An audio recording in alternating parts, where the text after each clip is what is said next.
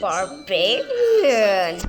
Simon said, I forgot what he said, Yeah, but that's like gonna all be of the us title. did it, so there would only be a couple people left. Simon says Zep has one strike. Yep. Oh, yeah, they're teaming. They're definitely teaming. Parrish was the only one, or they both don't have a strike, but he had the opportunity to get a strike. Or wait, no, he can die. He fell for it because it was Slimmin. He replied. He fell for it. It was Slimmin, so he's dead now. Oh wait, no, since everyone has 2 strikes, I guess that means he has a strike, so everyone has a strike now except for Parrish.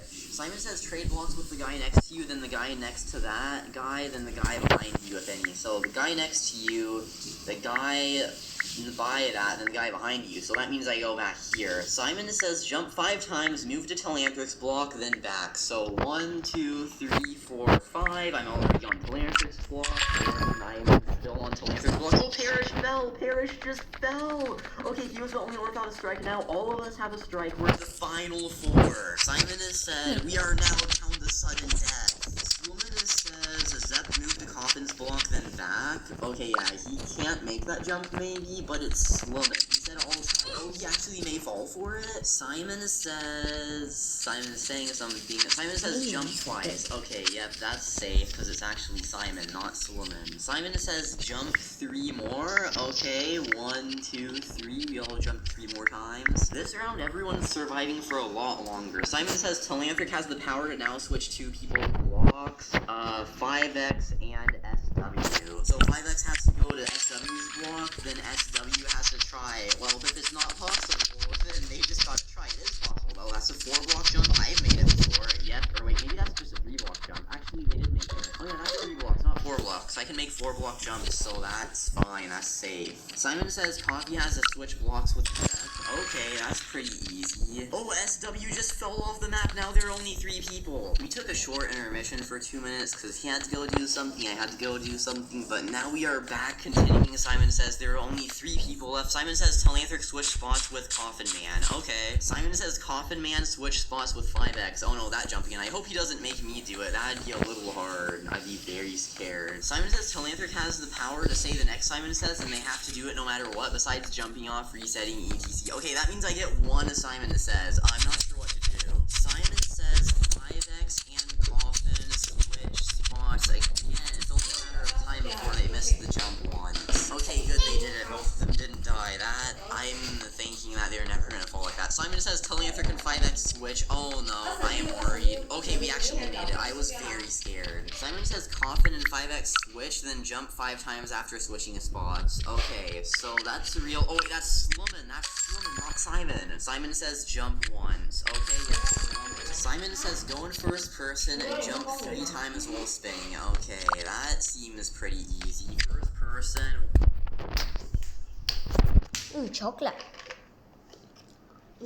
Trời ơi, con thấy cái biscuit. Cái chocolate biscuit. Nó cái nó có nhiều cái gì đủ phía chị Hùng à? biscuit 的袋子啊，它可以顺顺然后投入给它洗ถุ是吧？我每天都在房间的。No。我每天都在房间的。好吃。冇問題。那個 biscuit 的白色啊。他自己吃自己。对。然後他把他的衣服拿去垃圾桶丟是嘛？不要水。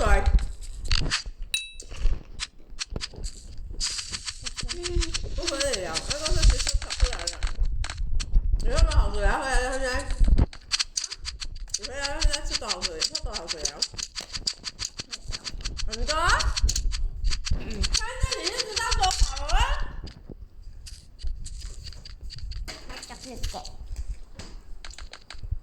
什麼 chocolate cake？ I think this is chocolate cake, it's marble cake.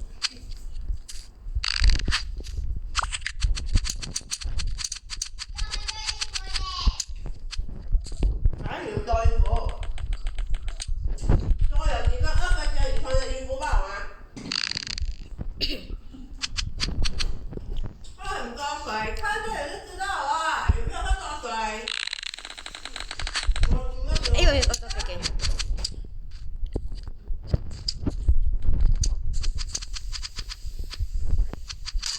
Yes. 1, 2, 3. Simon and 5x, or Simon says 5x and Coffin switch while spinning. Okay, they didn't say first person. Oh, 5x fell. It's just me and Coffin now. Okay, it's a 1v1. I'm super scared. I think he's gonna win against me. I am prepared to lose. It is now the finals. Uh-oh, I am so scared. Simon says, say who will win this. Oh my god.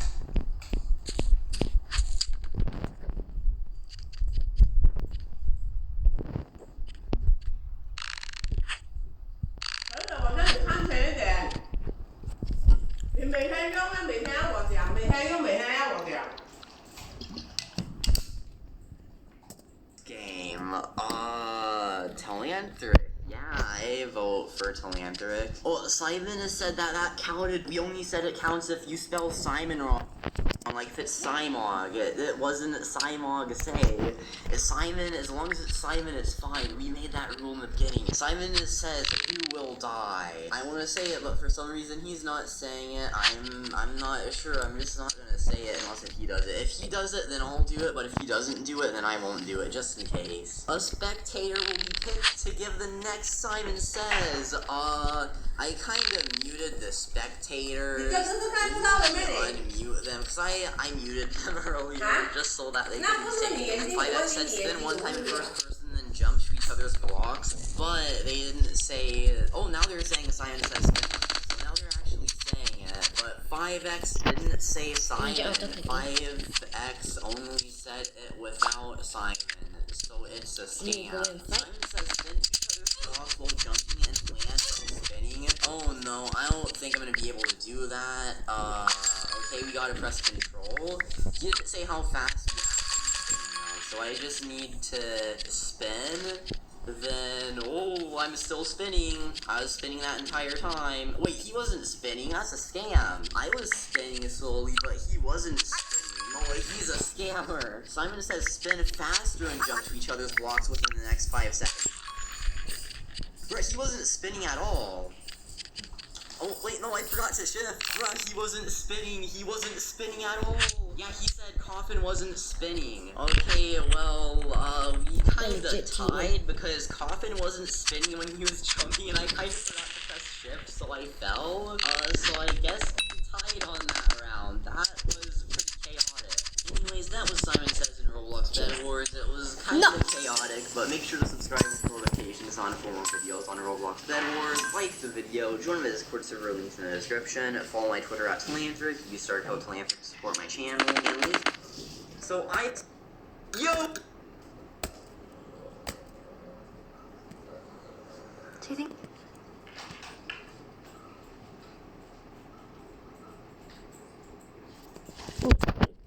Hi, Mystery Recapped here. Today, I am going to boy stuck in explain an a Chinese youth romance film called Sweet Combat. Spoilers ahead. Watch out, and take care. In the opening scene, we are introduced to Fang Yu, the best female MMA fighter in the state. She has only recently started taking part in official matches, but has had an unbeatable record. Her recent big win has caused a sensation in the media, making her even more popular. A flashback shows us Fang Yu telling her wealthy businessman grandfather that she wants to be a fighter.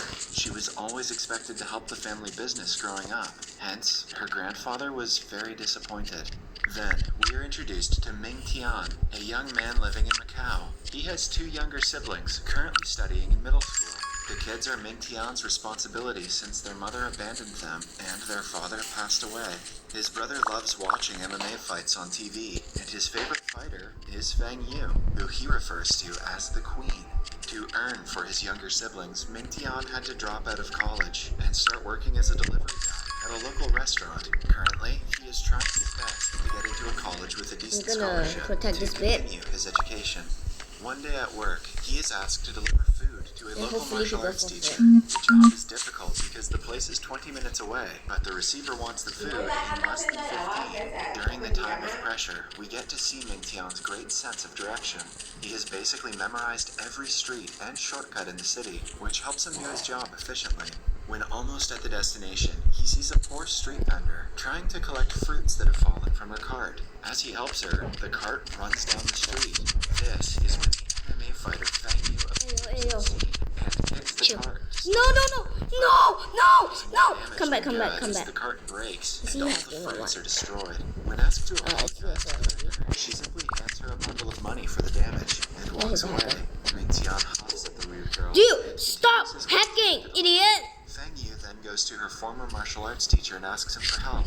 She is being pressured by her family to leave MMA and join their business. Confused, she wants him to make the decision for her, but the teacher refuses Wow, to I do it, love as the this decision is information. hers, and hers alone, to make. Just then, Ming-Tian arrives, revealing that the customer who ordered the food is also the martial arts teacher. He and Fang Yu like each other, but do not share a word before going their separate ways. On his way to the restaurant, Ming-Tian gets an email from a college offering to provide him a 70% scholarship. However, the college is in another state. He is confused if he should move for his education or stay, because his siblings are already accustomed to their life in Macau. To solve the dilemma, he goes to a wisdom fountain and asks the universe to show him the way. What? At the same time, Fang Yu is on the other side of the fountain, doing the same. They think for a while and come to a decision. Fang Yu decides to go through with her fighting career, while Ming-Tian plans to move to another state. Ming-Tian's boss is a kind man who helps him with the moving process and provides him a job as a delivery guy in the place he is moving to. He even offers Ming-Tian money and resources if he needs them. In the following scene, we see Ming-Tian and his siblings move into a new house. Although it is not the best neighborhood, the interior of the place is quite homely. The kids seem to love it, which ultimately makes Ming-Tian happy. As the first piece of decoration, he puts a picture of him and his master on a shelf. It is revealed that he used to train in boxing with the master before his death.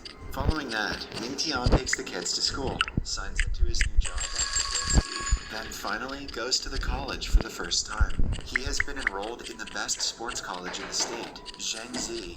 Before Yes, this year, the football is college gone. was all girls. Everything's gone. In fact, Ming-Tian will be one of the first guys to go to Zhangzi. However, when he walks in, he realizes he might be the only guy at the college. He starts to wonder if he misread the offer letter, because not a single man is in sight. The girls are intrigued by the only man, and it doesn't help that he is also very handsome. Suddenly, he bumps into Xiaomi, a tomboyish student who loves to box and skate. Ming-Tian mistakes her for a guy and instantly starts chatting about how grateful he is to find another male. Instead of correcting him, Xiaomi simply puts a tiny pink clip on her hair and introduces herself. A shocked Ming-Tian apologizes before she skates away while glaring at him. The president and a teacher named Mr. Wang are worried because initially 10 men had applied to the college, but after taking a tour and seeing only girls, all of them requested a transfer. Currently, Ming-Tian is the only one left. The president orders Mr. Wang to do whatever it takes to keep him content, so he won't leave. They want to expand the college's horizons, and the presence of male students will take a huge part of that. Outside, the girls start going crazy because of Ming-Tian. They block his way, offering help that he clearly doesn't. One of the girls and Xiaomi get into an argument regarding who gets to take Ming-Tian to the principal's office. The conflict only ends when he tricks them into looking the other way and runs away. While he is at it, he happens to bump into Fang Yu. He instantly recognizes her as the rude girl from Macau. She accidentally cuts his hand with her bag and gives him money to apply a band-aid to it. Ming-Tian is furious at her materialistic behavior. He demands an apology, but to Fang Yu, money is superior to an apology. Before leaving, Ming-Tian calls her a mannerless freak, which triggers a childhood trauma in Fang Yu. A flashback shows us that Fang Yu kicked the cart that day to save a little girl crossing the road in front of them. Her intentions were pure, but it caused the street vendor to suffer a loss. In class, Ming-Tian sits among several girls and is clearly uncomfortable. The girls cannot help but stare at him, even though he doesn't fancy the attention. Meanwhile, Xiaomi and Fang Yu are training together in the college's boxing club. It is revealed that they are best friends who share a common interest in boxing. Xiaomi sees that something is bothering Fang Yu. On being asked, Fang Yu claims that the new guy's harsh comments made her rethink her behavior. In the following scene, she is at home, thinking about Ming-Tian yet again. A flashback shows us that when she was little, her parents refused to acknowledge that she was a girl. They always wanted a son, so when she was born, they treated her like one. She wasn't allowed to grow her hair or wear girly clothes. Her naive mind only understood that she was a girl when her younger brother was born. Only after his birth did her parents allow her to wear dresses. Overjoyed at finally being able to express herself, she went to her crush and gave him a gift. But since all her friends thought she was a boy, they called her a freak. The incident bothered her so much that she still struggles with her gender identity. Meanwhile, at Mingtian's home, his brother wakes up in his sleep and throws punches in the air. Mingtian laughs at his cuteness before realizing that the girl he argued with is his brother's idol. He thinks to himself that Fang Yu's eyes resemble his mother's eyes, which made him angrier than he should have been earlier that day. In college, Mingtian is continuously bothered by the girls, so much so that he can hardly concentrate on studying. The president and Mr. Wang, on the other hand, are overjoyed that he agreed to stay. Mingtian is planning to transfer to another college, even though they provide less percentage of tuition scholarship. The college's diverse clubs have a signature feature unique to it. The students spend more time in the clubs, comparatively, than their studies. In the clubs, their talent and skills are polished and showcased at an international level. Some girls take boxing, some take taekwondo, some gymnastics, so Xiaomi are in the boxing club. The freshmen are encouraged to take a tour of all the clubs to choose one that they would like to join. During the tour, Mingtian checks out the boxing club and finds Xiaomi and Fang Yu fighting. He is mesmerized by Fang Yu's skills that are very similar to his master's. He assumes that she must have trained with the same master, but this misses him. Girls force Mingtian to be in their clubs and even fight each other for the same reason. To get rid of them, Mingtian disregards his interests and decides to join the swimming club, the one with the fewest members. He confidently goes to the pool and takes a dive, waiting for the instructors to arrive. But strangely enough, the pool is filled with several fish. A woman informs him that the club has been disbanded due to low enrollment, and the swimming pool has been modified into an ecological pool. This is the last straw for Mingtian. He decides to transfer to another college, even if it means paying more tuition fees. He brings his concern to Mr. Wang, who begs him to stay. He even takes a picture of Mingtian to put its silhouette in front of the men's bathroom being constructed down the hall. But the honor isn't enough to make Mingtian stay. He repeatedly requests. Mr. Wang reveals that the transferring process is quite easy. He will have to fill out a form and post it to the college's filing box. A group of women who claim to be the first graduates of the college stops him. They have been unofficially appointed by the president to stop Mingtian from getting to the filing box. The trained women easily defeat him and send him back to Mr. Wang's office. The teacher refuses to let Mingtian transfer, but offers him a more appealing deal. He promises to extend his student loan payment period to 30 years with 0 interest. Mingtian will be studying for free if he takes the deal. With his current financial condition, he doesn't want to miss such an opportunity. Still, the pressure of being the only guy among hundreds of girls is too much for him. He decides to consider the idea. Later, Mingtian goes to a bathroom to change, but it turns out to be women's. What? He bumps into a naked Fang Yu, who kicks him to the ground. As the two argue, Xiaomi barges in and assumes they were doing something fishy. The two dismiss her before Mingtian walks away. In the following scene, we see Xiaomi, Fang Yu, and their rival from the Taekwondo class at an ice cream parlor, arguing about who gets the last scoop of the strawberry flavor. Meanwhile, Mingtian is on his way to deliver food when he notices a bully dragging a kid across the street. He helps the kid run away, but is in turn caught by the bullies. They take him to a field and threaten him until the girls arrive on the scene. Initially, they try to solve the problem by talking, but when the bullies start getting handsy, they get into a fight. After a long and entertaining struggle, the girls and Mingtian manage to chase them away. Mingtian is beyond grateful to them and befriends them after the incident. Because of the girls, college life doesn't seem that bad to him. Even though he might face problems on the way, he decides to terminate his transfer and stay at Jiangxi. The very next day, he accepts Mr. Wang's offer, much to the teacher's delight. With his new friends and added advantages, Mingtian hopes to have a smooth college life for the next 4 years. Subscribe for more videos like this, turn on notifications, and leave a like to help the channel out. Thank you for watching. 英雄的立绘都做得非常非常的漂亮。我想要教一直 Hello everyone! everyone, this is Mr. Brain Junkie here, and today we'll be talking about a fantasy action film called The Knights of Shadows. Be ready for some spoilers ahead. He has range! He has range! From a different dimension were able to escape into the human world, causing chaos and destruction as a result. Luckily, a demon hunter known as Song Ling was able to use his magical brush and capture all the demons who were good, but also punishing the evil ones by sending them into the abyss. Because of the man's incredible powers, he was greatly feared by all the monsters who has evil intentions for humanity, as they would run away immediately at the mere mention of his name. This includes a giant sea monster who has devoured a bunch of fishermen, but is now forced to run for its life as it tries desperately to shake off the demon slayer.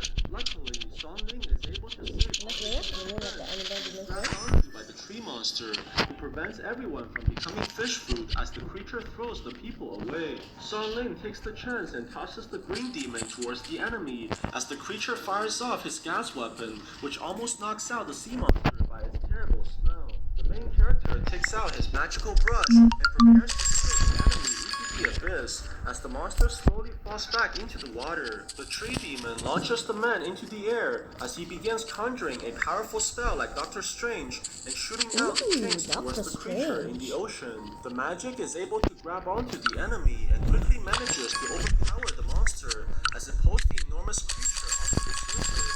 Song Ling begins opening a portal towards the abyss, which summons a powerful twister that quickly consumes the giant monster as it seals the creature inside his book. It turns out that the man was only telling the stories to a bunch of kids and trying to get them to buy his novels. However, the children are way too smart for the scam, causing Song Ling to burst out in anger after entertaining them for nearly 2 hours. At the same time, the local police are investigating a crime inside the jewelry store, and Officer Fei tries to tell the chief that he's found the criminal's identity. The man speculates that it must be a demon who committed the crimes, as the hairs that he found inside the room do not belong to any human.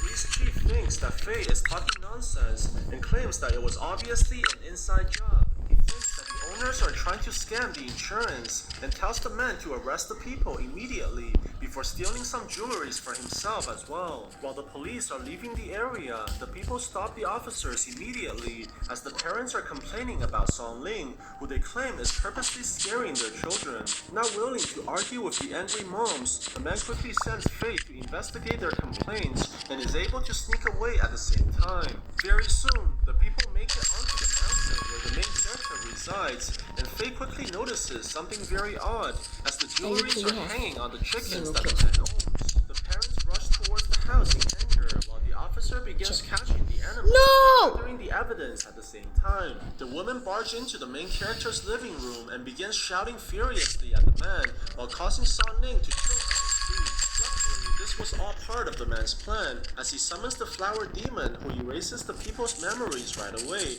and makes them follow the man's orders immediately. Song Ling takes the chance and begins selling his books like the fake internet gurus, while essentially stealing the people's money at the same time. Very soon, Fei begins seeing all the women leaving the area in happiness and realizes that something is very fishy as he rushes towards the house to confront the man. The officer charges into the room and demands to know why Song Ling has the jewelries that were stolen from the store and accusing him of hiding demons inside his house. The hunter quickly realizes that one of his pupils is likely responsible for the crime, but Fei begins handcuffing the main character immediately and not allowing him to explain. Luckily, the officer's policing skills are even worse than his lack of brain cells, as he fails to capture the main character and gets tied up by the demon hunter instead. Before the man can escape, the green demon jumps towards him and knocks him out by using the gas weapon, which likely killed off the officer's remaining brain cells as well. When Fei eventually wakes up,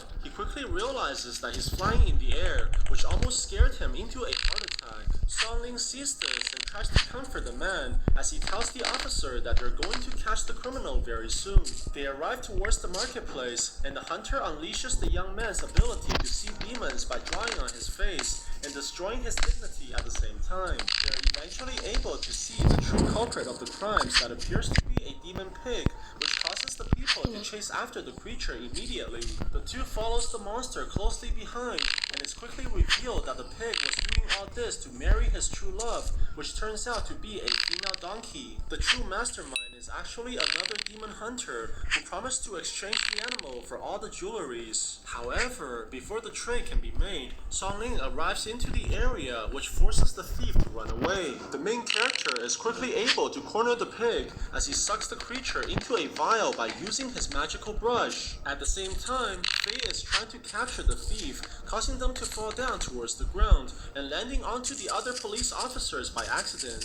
They're able to capture the criminal immediately, but the police chief decides to take all the credits instead and quickly fires the young officer to cover up the truth. Faye is shocked by the injustice, which causes him to scream in anger, but is quickly silenced by the lady upstairs, who threw very suspicious liquids onto the man's face. On the other side, a young girl is speaking out against her parents' knowledge and eventually arrives in front of a mysterious building. She slowly goes into the place that's filled by mirrors and demands the owner to show her the magical item that can make her even more beautiful. The mysterious woman tells her to a spell behind the girl, which appears to This game is so trash.